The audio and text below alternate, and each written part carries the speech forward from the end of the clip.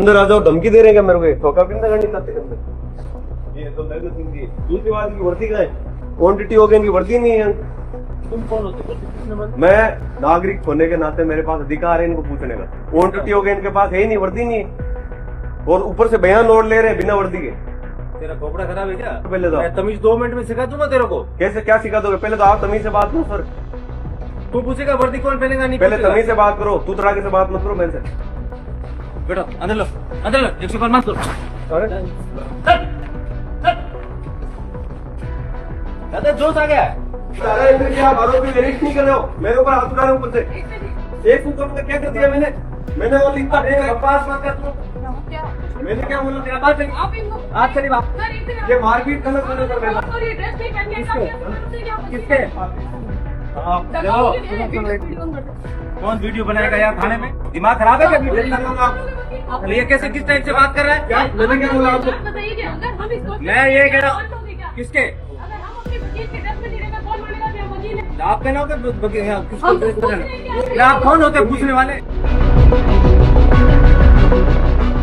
Police और वकील के बीच बहस का ये वीडियो भर नहीं है, बल्कि कानून के रखवालों की सच्चाई दिखा रहा है, जिसके बाद सवाल उठ रहे हैं कि क्या पुलिस स्टेशन अब न्याय का मंदिर नहीं रहा, बल्कि अहंकार का किला बन गया है, जहां एक सवाल पूछने की सजा धक्का मुक्की और जेल की धमकी तक पहुंच जाती है। जहां वकील भी सुरक्षित नहीं, तो सोचिए आम आदमी की क्या दुर्गति होती होगी।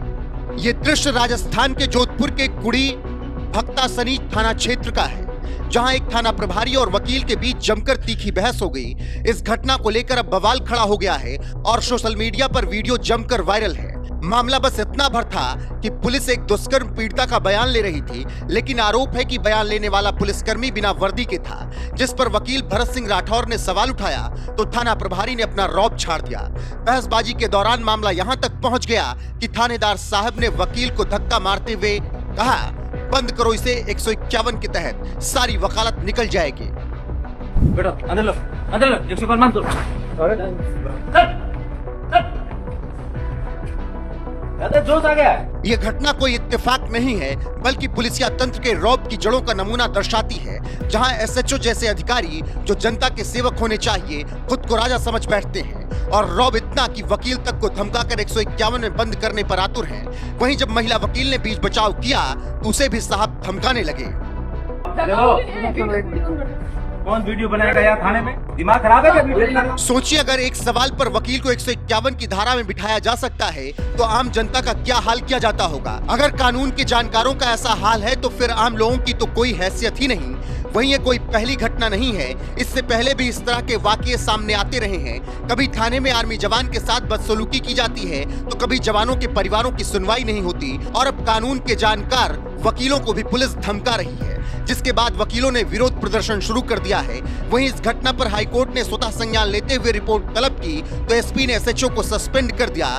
लेकिन सबसे बड़ा सवाल यही है कि ये कब तक चलता रहेगा। क्या किसी पीड़ित का बयान दर्ज करने के लिए वर्दी पहननी जरूरी है? पुलिस वालों का ये रवैया कितना सही, वकीलों से क्यों नहीं बनती? इन सवालों के जवाब सुप्रीम कोर्ट के अधिवक्ता योगेश अग्रवाल से सुनिए।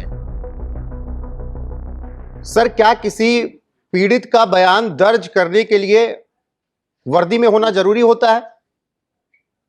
जी बिल्कुल। देखिए, एज पर रूल्स अगर कोई भी पुलिस वाला किसी पीड़िता का नहीं, अगर कोई भी कंप्लेंट भी लेता है, अगर वो ऑन ड्यूटी है तो उसको अपनी पूरी वर्दी में रहना पड़ेगा।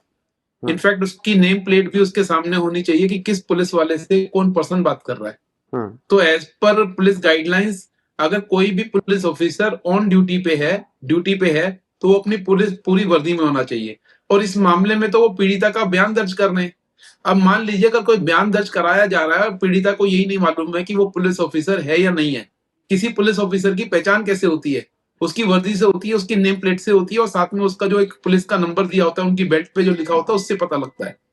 अब अगर कोई बिना पुलिस स्टेशन में पीड़िता को ऑब्जेक्शन दिया जाता है वकील द्वारा, तो बिल्कुल जायज ऑब्जेक्शन है जी। कि अगर कोई पुलिस ऑफिसर है तो अपनी वर्दी के अंदर बैठे वो पुलिस थाने के अंदर जब बयान दर्ज करें।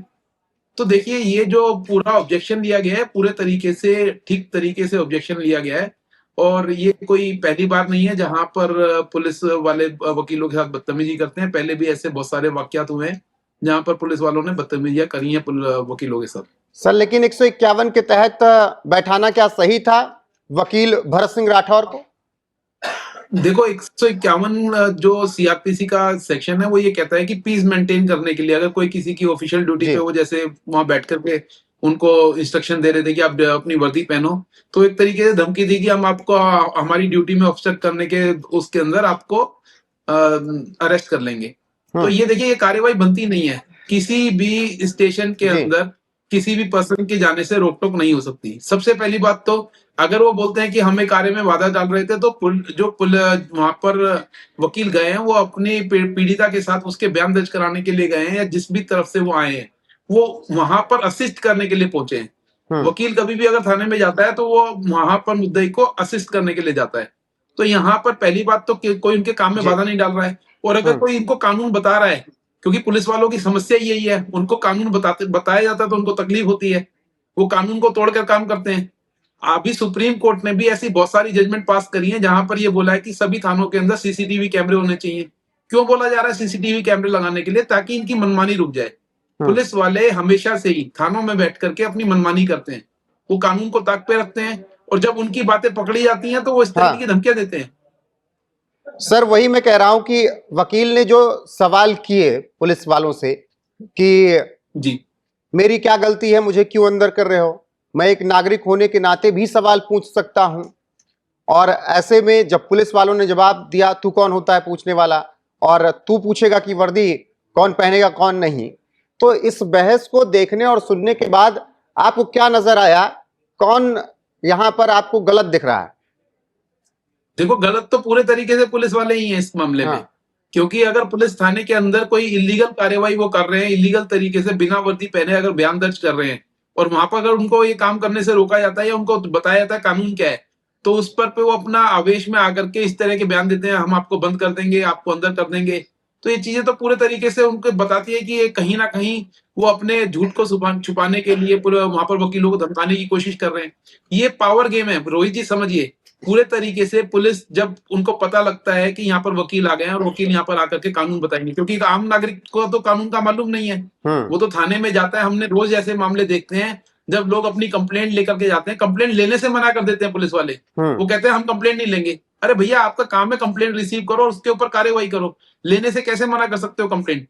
तो ये रोज का काम है। जब उनको कानून समझाया जाता है तो उनको तकलीफ होती है। यहाँ पर भी यही हुआ है, जब वो इलीगल तरीके से बयान दर्ज कर रहे थे और वहां पर उनको कानून समझाया गया तो उनको दर्द हुआ तो उन्होंने उठा करके वकील के खिलाफ ही कार्रवाई करने की सोची। बिल्कुल, महिला वकील ने जब कहा योगेश जी की धक्का मुक्की हो रही है, वीडियो ऑन कर लो, तो पुलिस वालों ने कहा कि थाने में कौन वीडियो बनाएगा, किसकी हिम्मत है, तो वीडियो भी नहीं बना सकते। देखिए इस पे भी गाइडलाइंस आ चुकी है, सुप्रीम कोर्ट की भी गाइडलाइंस आ चुकी है। पुलिस थाने में आप फोन ले जाकर के पूरी रिकॉर्डिंग कर सकते हैं, इस पे कोई रोक टोक नहीं है। इसके ऊपर पहले एक एसएलपी फाइल हुई थी जहां पर ये बोला गया था कि थानों के अंदर जो ये फोन ले जाकर के रिकॉर्डिंग होती है इलीगल है, पूरे तरीके से लीगल है। कोई भी पर्सन, क्योंकि वो police station is a public place, वहां पर पब्लिक की सुविधाओं के लिए बिठाया था उनको। ये कोई प्राइवेट प्लेस नहीं है जहां पर आप अपना कैमरा ले जाकर कर सकते हैं। कोई ऐसी कोई प्राइवेट प्रॉपर्टी नहीं है, वो सरकारी प्रॉपर्टी है, सरकारी मुलाजिम है। अगर सरकारी मुलाजिम वहां बैठ करके इस बात से घबराते हैं कि उनकी रिकॉर्डिंग हो जाएगी, तो इसीलिए तो घबरा रहे हैं क्योंकि गलत काम कर रहे हैं वहां बैठ करके। सर पुलिस और वकीलों की ये बनती क्यों नहीं? कोई पहली बार नहीं, इससे पहले भी हमने देखा, और इसी तरीके से हमने पुलिस और आर्मी वालों को देखा कि आर्मी वालों को किस तरीके से कहीं थप्पड़ मार दिया पुलिस वालों ने, परिवार वालों को परेशान किया। तो ये पुलिस वालों की बनती क्यों नहीं है, वकीलों से और आर्मी वालों से नहीं? इनका एक ही लाइन में इसका जवाब है। जब इनको पता लगता है कि इनको जवाब देने के लिए, इनको कानून सिखाने के लिए कोई सामने आता है, तो ये झुंझला जाते हैं और झुंझलाहट में इस तरीके की हरकतें करते हैं। मैं सभी पुलिस वालों के लिए नहीं बोलूंगा, बहुत सारे पुलिस वाले डिपार्टमेंट में ऐसे भी हैं जो वकीलों की इज्जत करते हैं, लेकिन जनरली मैंने देखा है कि एक टेंडेंसी बन गई है, जब भी कोई वकील पुलिस थाने में जाता है तो उनकी नजर एक ही बात तो होती है कि ये आएंगे अब हमें कानून सिखाएंगे। तो हमारा काम ही कानून के बारे में जानकारी रखने का है। और अगर एक वकील थाने में जाकर के कानून की बात बता रहा है तो इसमें गलत क्या है? अगर वो बता रहा है कि लीगली तरीके से ऐसे काम होना चाहिए, तो इसमें उनको दर्द क्यों हो रहा है? वो काम करे ना अपना लीगल तरीके से। बहुत शुक्रिया आपका। बाकी दर्शकों ने ये पूरी खबर देखी, आपने जो बातें बताई उसे भी सुनी। अब दर्शकों की क्या राय है कमेंट सेक्शन में जरूर बताइएगा। बने रहेगा एनएफ न्यूज पर लगातार। नमस्कार।